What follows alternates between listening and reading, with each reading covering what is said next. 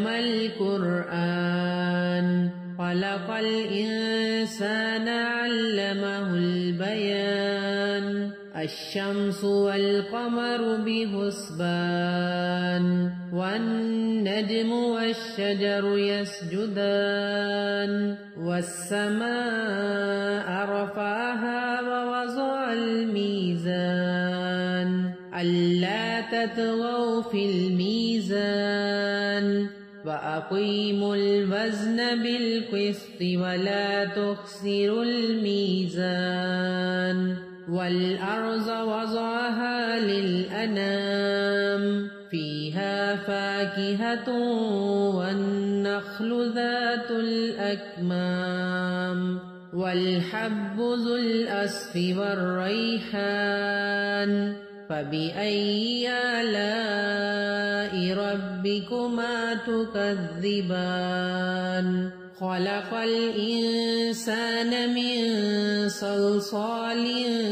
كالفخار وخلق الجان من مارج من نار فبأي آلاء ربكما تكذبان رب المشرقين ورب المغربين فبأي آلاء ربكما تكذبان مرج البحرين يلتقيان بينهما برزخ لا يبغيان فبأي آلاء ربكما تكذبان يخرج منهما اللؤلؤ والمرجان فبأي آلاء ربكما تكذبان وله الجوار المنشآت في البحر كالأعلام فبأي آلاء ربكما تكذبان كل من عليها فان ويبقى وجه ربك ذو الجلال والإكرام فبأي آلاء ربكما تكذبان يسأله من في السماوات والأرض كل يوم هو في شأن فبأي آلاء ربكما تكذبان سنفرغ لكم أيها الثقلان فبأي آلاء ربكما تكذبان يا معشر الجن والإنس إن استطعتم أن تنفذوا من أقطار السماوات والأرض فانفذوا لا تنفذون إلا بسلطان فبأي آلاء ربكما تكذبان يرسل عليكما شواظ من نار ونحاس فلا تنتصران فبأي آلاء ربكما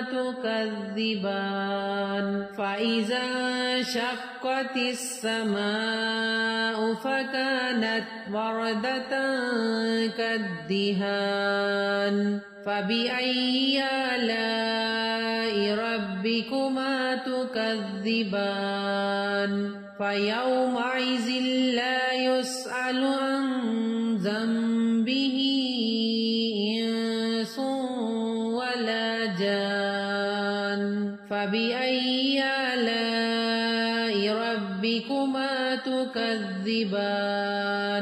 يعرف المجرمون بسيماهم فيؤخذ بالنواصي والأقدام فبأي آلاء ربكما تكذبان هذه جهنم يكذب بها المجرمون يطوفون بينها وبين حميم آن فبأي آلاء ربكما تكذبان ولمن خاف مقام ربه جنتان فبأي آلاء ربكما تكذبان ذواتا أفنان فبأي آلاء ربكما تكذبان فيهما عينان تجريان فبأي آلاء ربكما تكذبان فيهما من كل فاكهة زوجان فبأي آلاء ربكما تكذبان متكئين على فرش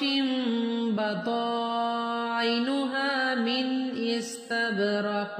وجنى الجنتين دان فبأي آلاء ربكما تكذبان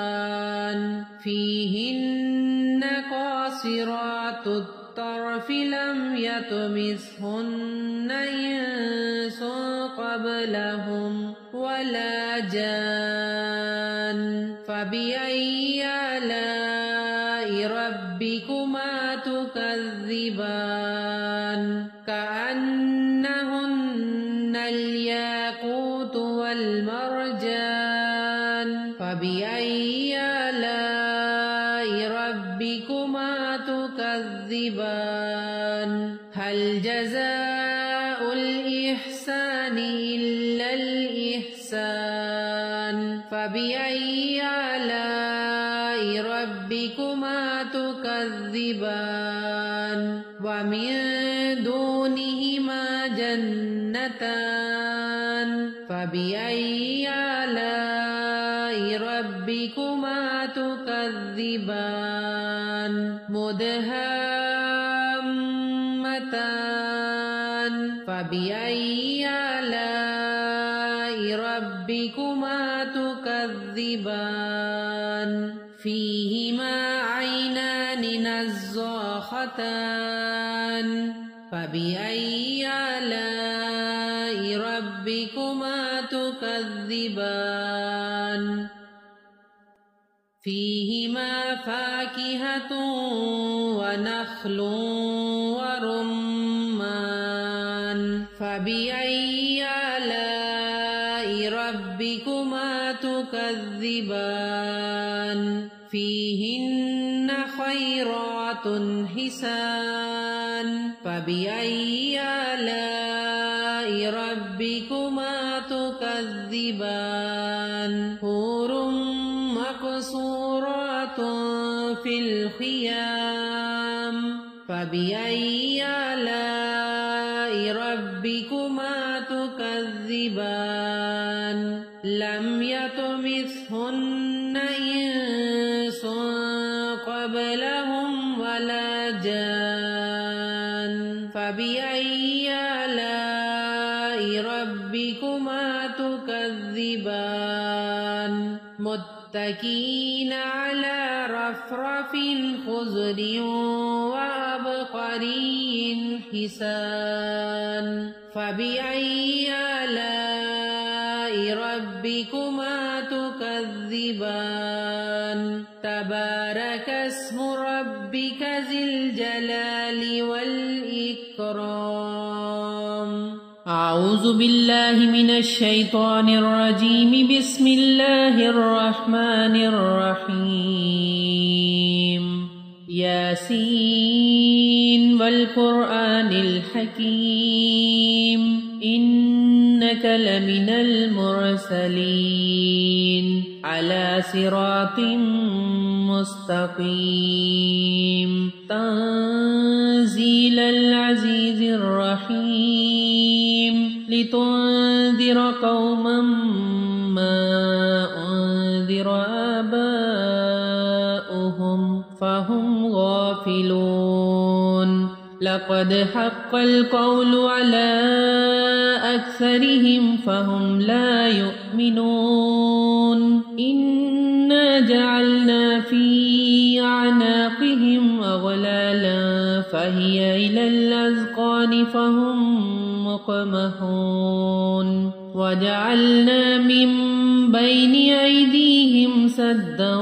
ومن خلفهم سدا فأغشيناهم فهم لا يبصرون وسواء عليهم أأنذرتهم أم لم تنذرهم لا يؤمنون إنما تنذر من اتبع الذكر وخشي الرحمن بالغيب فبشره بمغفرة وأجر كريم إنا نحن نحيي الموتى ونكتب ما قدموا وآثارهم وكل شيء أحصيناه في إمام مبين واضرب لهم مثلا أصحاب القرية إذ جاءها المرسلون إذ أرسلنا إليهم اثنين فكذبوهما فعززنا بثالث فقالوا إنا إليكم مرسلون قالوا ما أنتم إلا بشر مثلنا وما أنزل الرحمن من شيء إن أنتم إلا تكذبون قالوا ربنا يعلم إنا إليكم لمرسلون وما علينا إلا البلاغ المبين قالوا إنا تطيرنا بكم لئن لم تنتهوا لنرجمنكم وليمسنكم منا عذاب أليم قالوا طائركم معكم أئن ذكرتم بل أنتم قوم مسرفون وجاء من أقصى المدينة رجل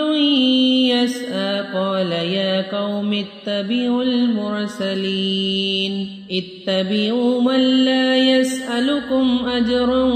وهم مهتدون وما لي لا أعبد الذي فطرني وإليه ترجعون أأتخذ من دونه آلهة إن يردني الرحمن بضر لا تغن عني شفاعتهم شيئا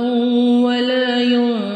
ينقذون إني إذا لفي ضلال مبين إني آمنت بربكم فاسمعون قيل ادخل الجنة قال يا ليت قومي يعلمون بما غفر لي ربي وجعلني من المكرمين وما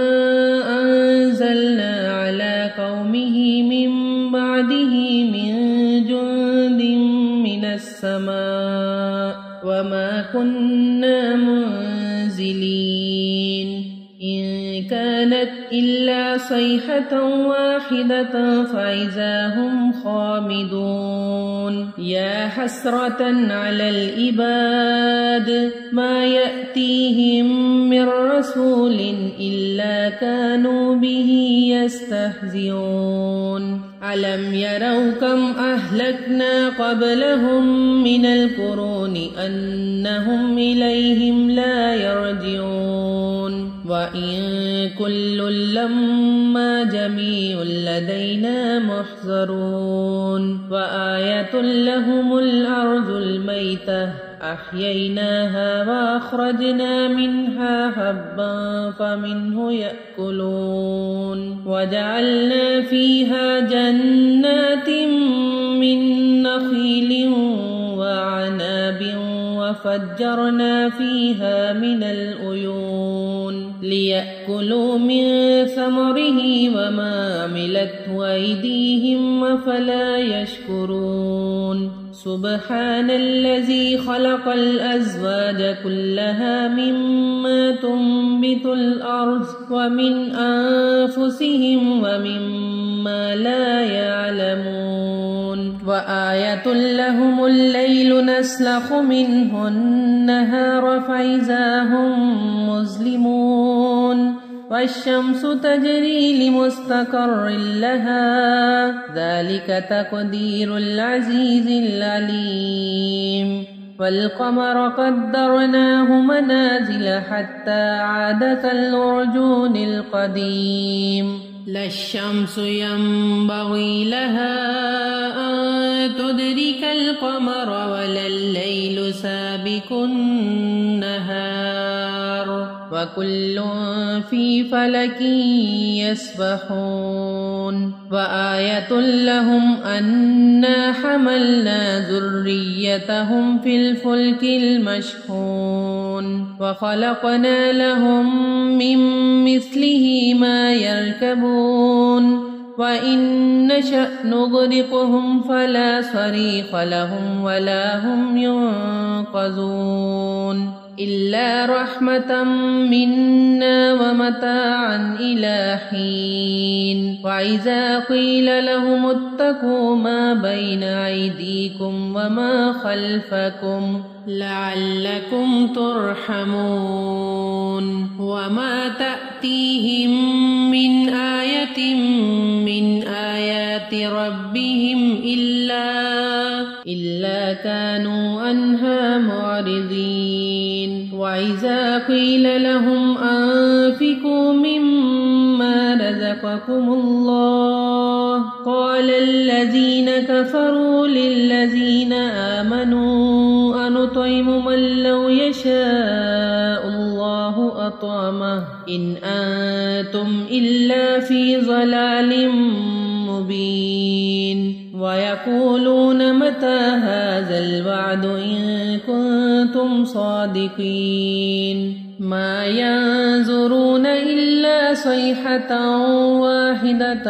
تأخذهم وهم يخصمون فلا يستطيعون توصية ولا إلى أهلهم يرجعون ونفخ في الصور فإذا هم من الأجداث إلى ربهم ينسلون قالوا يا ويلنا من بعثنا من مرقدنا هذا ما وعد الرحمن وصدق المرسلون إن كانت إلا صيحة واحدة فإذا هم جميع لدينا محضرون فاليوم لا تظلم نفس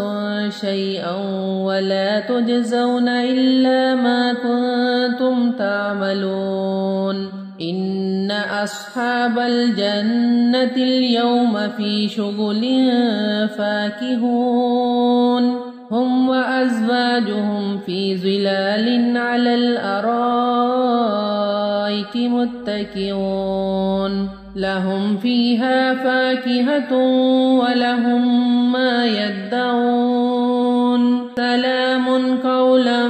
من رب رحيم وامتازوا اليوم أيها المجرمون ألم أعهد إليكم يا بني آدم ألا تعبدوا الشيطان إنه لكم عدو